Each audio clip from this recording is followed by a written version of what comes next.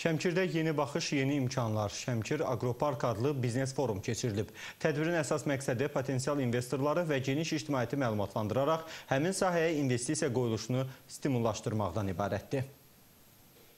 Biznes forumu giriş sözü açan Şəmkir Aqroparkın direktoru Zəfər Novruzov layihə və onun investisiya imkanları, innovativ texnoloji yeniliklər barədə məlumat verib. O bildirib ki, Şəmkirçay Dərya çayının istifadəyə verilməsi Aqroparkın 543 hektar torpaq sahəsinin suvarılmasına şərait yaradıb. Aqroparkda müasir istixana kompleksləri, logistik və agroservis mərkəzi, soyuducu ambar, yaşıl market, fermer mağazaları, avtopark, elmi araşdırma və innovasiyalar mərkəzi inşa olunacaq. Forumda 4 niyyət protokolu imzalandı. Bura İtaliyanın Unitek, İzacel, Fransanın Mafroda, eyni zamanda Türkiyədən Beta fidancılıq şirkəti iştirak edirdi. Aqroparkda yaradılacaq təlim-tədris mərkəzi tərəfindən fermerlərə torpağın tərkibinə uyğun istifadə olunması və düzgün agrotexniki qulluq üzrə treninqlər keçiriləcək.